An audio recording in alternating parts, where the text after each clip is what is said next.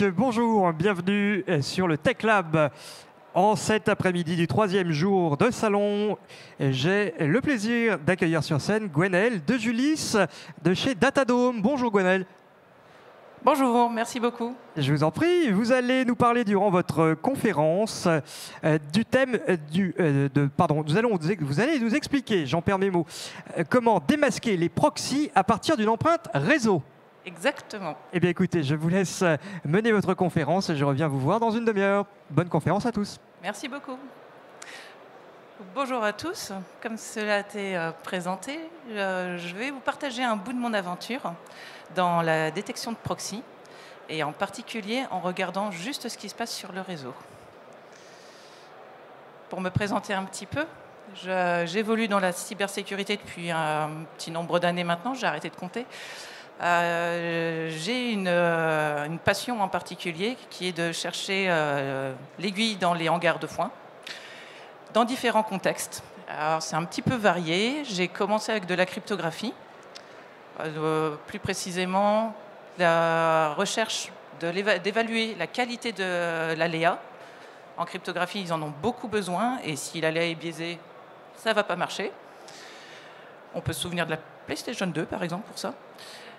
Ensuite, j'ai été chercher des anomalies en travaillant pour une équipe de réponse à incidents, INCERT. Donc là, j'ai vu des malwares de tout poil, des ransomware, du phishing, toutes les bébêtes habituelles qu'on essaye d'identifier et de bloquer. Et depuis 2023 maintenant, je me suis refocalisée sur un autre type d'anomalie, à savoir les bots, les scrappers, qui cherchent à aspirer les données des sites ou à commettre des fraudes en ligne, créer des faux comptes, etc. Donc je travaille à Datadome depuis juillet 2023 sur ce sujet. Et parmi l'arsenal des attaquants pour contourner les protections que l'on met en place sur les sites, notamment surtout de e-commerce, il y a le fait d'utiliser des proxys. Et donc aujourd'hui, je vais vous partager un morceau, parce que c'est un vaste domaine aussi, de comment vous pouvez reproduire chez vous de détecter des proxys dans votre trafic. D'un point de vue de l'agenda, je vais d'abord en dire un petit peu plus sur le challenge que vous acceptez avec moi pour cette demi-heure. Ensuite, on passera en revue les deux morceaux de l'IP sourcing et Internet, comment ça fonctionne pour pouvoir trouver les proxys dans notre trafic. Et enfin, armé de ces deux analyses, on pourra relier les points. Alors, au niveau du challenge, on veut détecter si une requête passe à travers un proxy. Parce que nos attaquants, s'ils utilisent leur IP de la maison, ils vont vite se faire détecter par du volume, parce qu'ils vont faire plusieurs requêtes, ça ne va pas ressembler à un humain, ils vont se faire bloquer.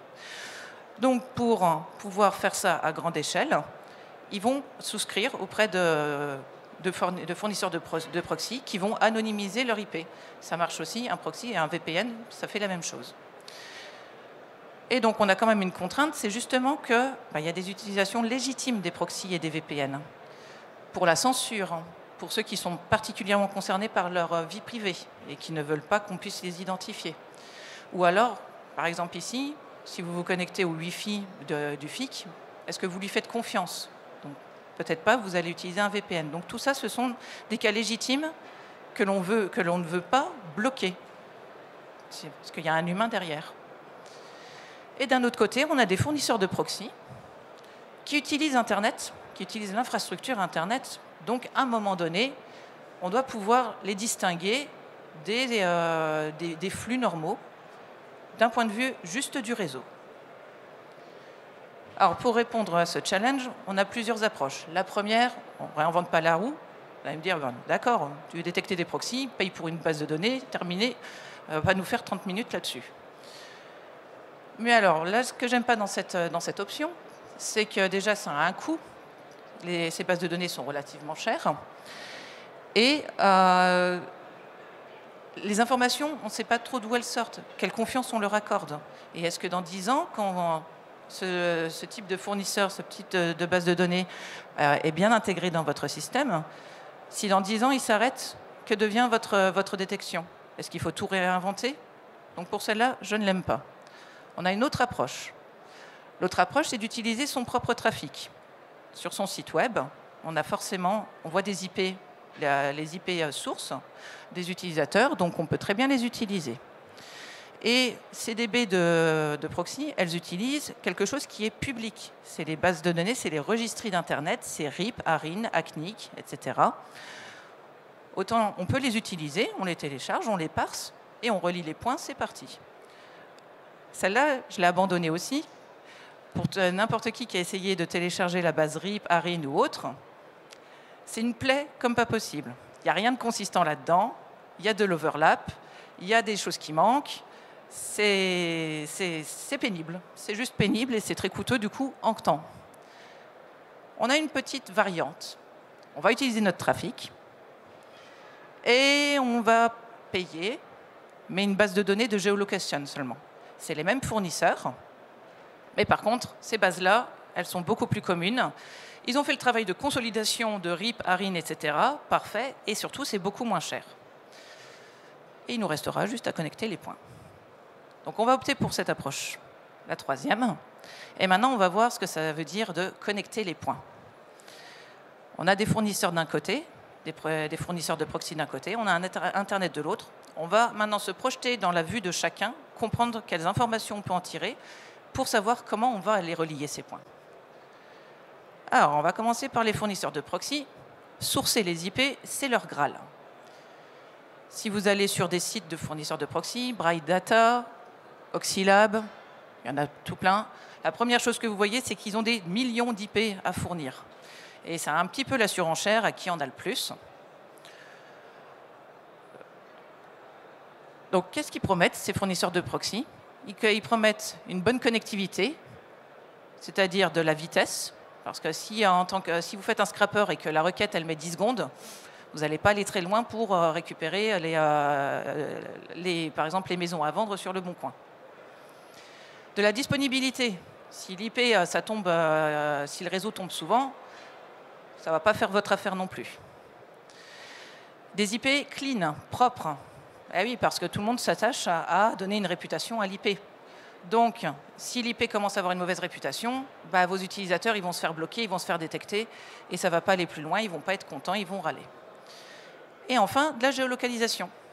Parce qu'évidemment, si vous êtes sur un site français et que vous venez avec une IP indienne, par exemple, ça va être louche. Donc, il y a de grandes chances que vous allez vous faire bloquer. Donc ça, c'est les promesses. Et on va les traduire en termes Internet, en termes réseau. Ça veut dire qu'il leur faut beaucoup d'IP. Ça veut dire qu'il leur faut aussi des IP différentes, de différents types. On a du data center, on a nos ISP. Madame Michu, quand elle est connectée avec son téléphone ou sur son desktop à la maison, elle passe par son ISP. Donc c'est des IP plutôt propres. Ils vont être intéressés par avoir des IP dans ces ranges-là. Et enfin, il faut qu'ils arrivent à être sur plusieurs pays en même temps. Donc, on va regarder un petit peu les trois types, data center, ISP, résidentiel, mobile. Comment ils font pour obtenir toutes ces IP? Est-ce que ça peut nous apprendre des choses d'un point de vue Internet, d'un point de vue réseau, sur comment les détecter? On va commencer avec le résidentiel mobile. Alors ça, c'est très simple. C'est des SDK qui sont embarqués dans les applications. Donc, Bright Data a un SDK qui va, au lieu de servir des pubs aux utilisateurs de l'application, eh ben, n'importe quel fournisseur d'application va mettre ça à la place et ça va utiliser une partie de la bande passante de l'utilisateur, tout simplement, pour relayer le trafic. Donc, c'est l'IP d'un device, d'humain, qui est derrière. Et alors, là où c'est drôle, c'est qu'en fait, on a de l'overlap, puisque celui qui fait l'application, il ne va peut-être pas mettre un seul SDK, seulement le SDK de Bright Data, il va peut-être mettre celui de Oxylab aussi, il va en mettre plusieurs. Donc, quand vous payez pour des IP de proxy, vous n'êtes pas sûr qu'il y a une exclusivité. Et ça peut être aussi de l'IoT compromis, le frigo connecté, la lampe connectée, enfin, un peu tout ce qui est connecté et qui est bourré de failles. Et ça, c'est un petit peu plus shady. Au niveau de la caractéristique de ces IP, au niveau du réseau, le réseau, il est propre. C'est le réseau de Madame Michu. Ça va être le Wi-Fi, la 5G, etc. Donc de ce côté-là, c'est très propre. Par contre, là où ça pêche, c'est la disponibilité. Madame Michu, elle éteint son téléphone. L'IP, elle ne va plus être disponible. Au niveau de la rapidité, c'est pareil, ça dépend de où le device se trouve. Et au niveau de la géolocation, pareil.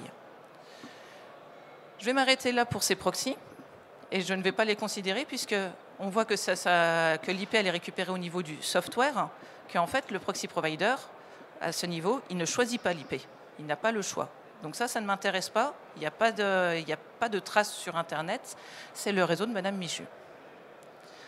On va regarder maintenant les IP de data center. Alors celles-là, elles se reconnaissent très très bien.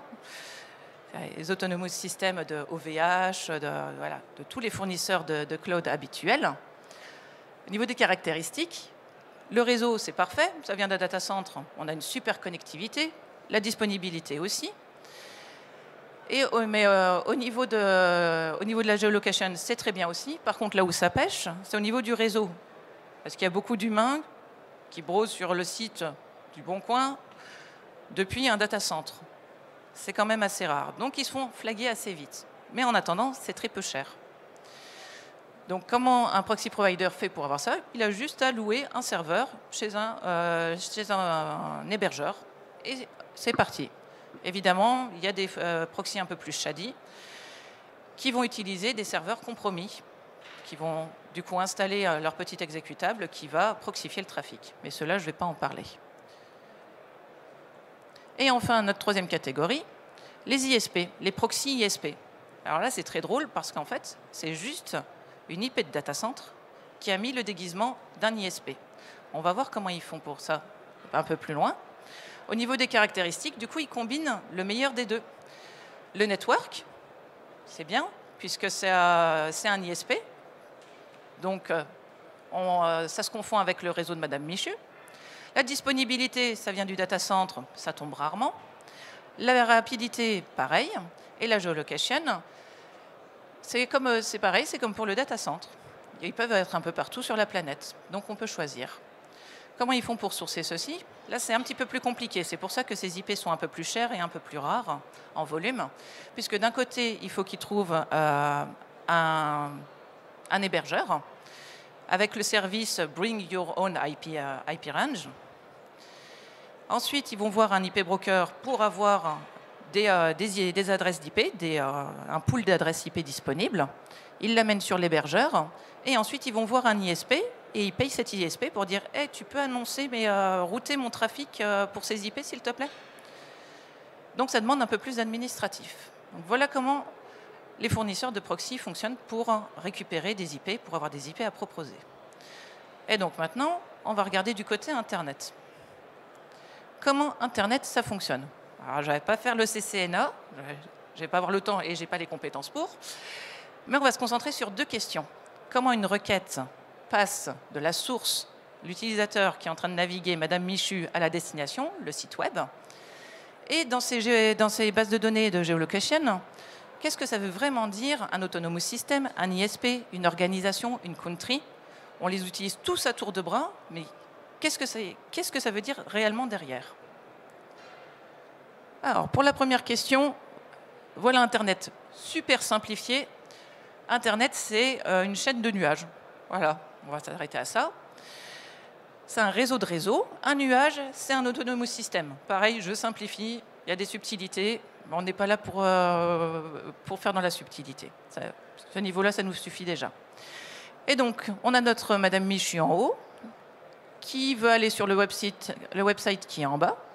Et donc, son paquet, il va naviguer de nuage en nuage, d'autonomous system en autonomous system, et ils vont se relayer le paquet en disant « Oui, j'ai un paquet à destination de telle IP, qui est-ce qui sait l'acheminer ?» Et puis il y a un nuage à côté qui va dire « Moi, je peux ».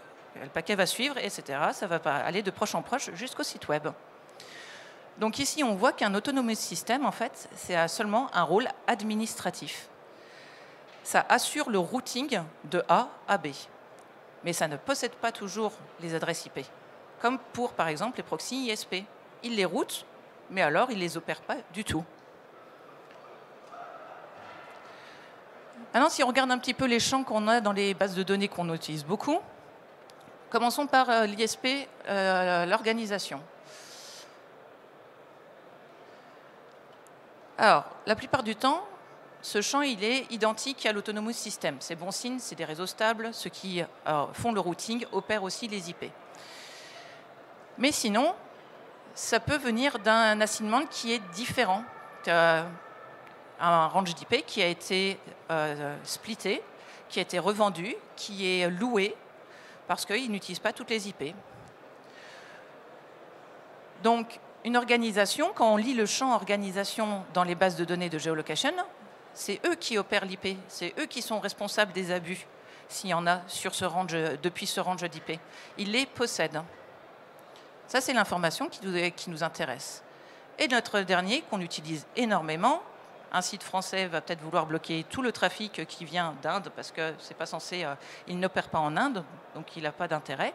Mais d'où vient ce champ country exactement? Quand on regarde les DB, en fait, c'est le plus difficile à interpréter. J'ai mis un exemple. Alors, c'est vrai que je m'étais prévu. On a quoi? On a que l'Autonomous System, je crois que c'est l'Inde, justement, qui est rattaché au pays de l'Inde. On a le bloc d'IP 7795, etc., qui, lui, est assigné, on ne sait pas pour quelle raison, à l'Australie. Et si on regarde les contacts, on voit qu'il y a une adresse aux États-Unis. Alors, cette IP, elle est de quel pays? Bonne question. Vous pouvez faire confiance à la base de données qui est choisie. Mais en attendant, ce n'est pas une donnée très fiable pour savoir où est exactement située cette IP.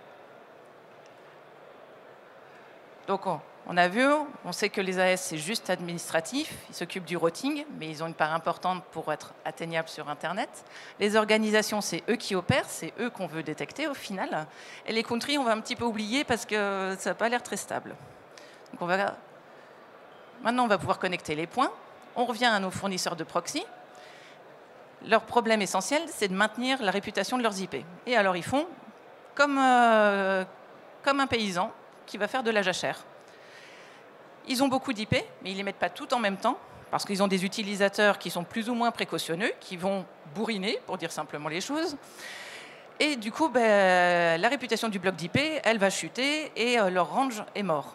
Donc, ils font de la jachère, ils en utilisent un petit morceau. Après, quand la réputation elle est trop mauvaise, ils l'abandonnent, ils en activent un autre, etc.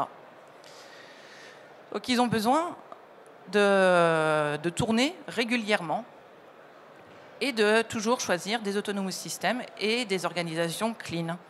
S'il y en a qui sont habitués à bloquer des choses dans leur firewall, l'AS 9009, il n'y a pas beaucoup de trafic qui va passer. Donc au final, mon problème de connecter les points, ce n'est pas un problème de où, mais de quand. Si on regarde quand change le pays, on a vu, ça peut venir de plein de choses différentes, ce n'est pas forcément significatif. Donc le où, on s'en moque. On va suivre par contre les autres attributs. Comment on peut interpréter une IP dont l'autonomous system change? Donc le routing n'est plus assuré, n'est plus garanti par le même nuage. Ça veut peut-être dire que le range d'IP a été réassigné. L'organisation de l'IP change. Qu'est-ce que ça peut vouloir dire? Le range d'IP, en fait, il était loué et il a changé de propriétaire. Et donc, on va suivre dans le temps. Vous prenez votre trafic, vous prenez les IP, vous prenez les attributs ISP, et, organisation et autonomous system que vous avez, et vous les stockez précieusement. Et vous allez voir qu'il y a des blocs d'IP qui sont instables, qui changent régulièrement. Mais ce n'est pas forcément sur une histoire d'une semaine, 2 semaines, ça peut être 6 mois, parce que justement, ils vont étaler pour que l'information se perde. Mais un bloc d'IP qui est instable, c'est quand même louche. Donc si on résume, si vous avez du trafic de votre site web, vous avez une mine d'or, il y a beaucoup de choses à en trouver. C'est qu'une petite partie de comment détecter les proxys, mais en attendant, ce n'est pas que théorique, ce n'est pas de la donnée synthétique. Personnellement, dans l'équipe de détection de R&D à laquelle j'appartiens, je bloque 235 000 IP comme ça par jour. Tous les jours, avec ce schéma, il y en a 235 000 qui se font flaguer et je suis sûr, sans faux positif, que ce sont des ranges utilisés par les proxys et par des mauvais proxys. Puisque si on revient à notre contrainte pour les VPN, pour les utilisateurs légitimes. Effectivement, il va y avoir les mêmes signaux, cette même empreinte réseau sur leur range d'IP. Mais alors là, il n'y a pas de mystère. Il faut regarder la session, il faut faire un petit peu de behavioral analysis en plus, parce qu'ils ne vont pas du tout se comporter comme les scrappers, les fraudeurs, etc. Donc voilà, une histoire de temps. Garder ces données dans le temps, avoir un historique, faire comme le passif DNS, mais avec les IP, ça vous apportera beaucoup d'informations. Merci beaucoup. Eh bien, merci à vous, Gwenaëlle. Et vient maintenant le temps des questions-réponses. Si vous avez une question, n'hésitez pas à lever la main. Et je vous passe le micro. Oui.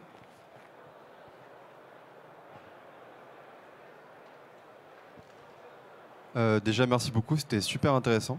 De ce que j'ai compris, vous utilisez ce système-là en tant que site hébergeur quand vous recevez des requêtes pour comprendre qui sont potentiellement les bots ou tout ce qui se passe par un proxy, etc.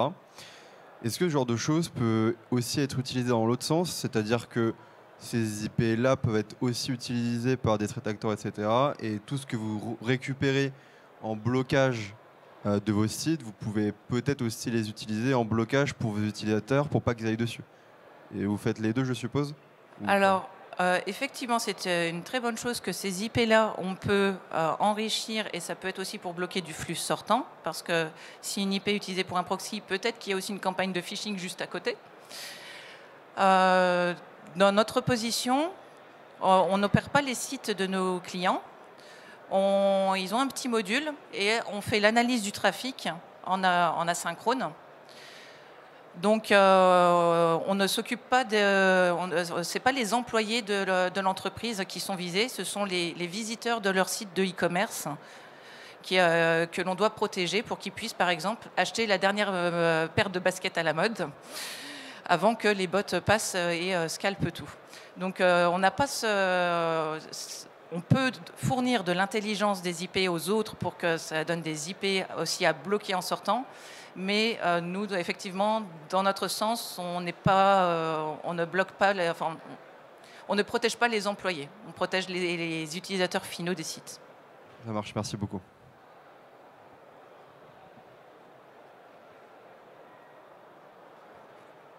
Y a-t-il une autre question? Oui. Alors, merci aussi du coup pour cette présentation, c'était super. Au début, vous avez parlé du coup des proxys résidentiels, qui se basaient sur des IP résidentiels. Bon, j'étais pas trop au courant de cette pratique des SDK dans les applications qui permettaient après de prendre l'IP de l'appareil. Donc pour ça, par exemple, vous n'avez pas vraiment de solution pour détecter, du coup, si j'ai bien compris. Non, là, il faut s'y prendre un petit peu autrement, et c'est très épineux parce que les IP, donc on sait détecter qu'une IP est utilisée par un proxy résidentiel, mais le problème, c'est qu'on ne peut pas la bloquer simplement, comme ça. Parce qu'il y a aussi, elle va être partagée avec des humains. Donc si on bloque au niveau IP, c'est trop grossier. La granularité, elle n'est pas bonne. Il va falloir descendre au niveau de la session, donc rajouter de l'analyse comportementale pour, derrière cette IP, identifier les sessions donc sur le site web qui sont les humains, de celles qui viennent du bot. Ok, merci. Et pour le résidentiel et mobile, donc c'est du SDK effectivement, mais il y en a aussi qui achètent en masse des cartes SIM virtuelles et qui construisent leur propre farm, leur propre ferme, en français, de devices mobiles pour ensuite exécuter le SDK. Ce n'est pas forcément que des utilisateurs, mais ça reste un device que l'on ne peut pas distinguer de celui de Madame Michu. Tout à fait, ça peut être tout à fait éthique. Alors il y en a qui sont éthiques, il y en a qui le sont un petit peu moins. Internet. Et c'est documenté dans les utilisations. Et après, ceux qui font les applications en embarquant ce SDK, c'est à eux aussi de le mentionner explicitement dans leurs règles d'utilisation pour rendre les gens plus ou moins avertis de ce à quoi leur bande passante va servir. Y a-t-il une troisième question? Oui.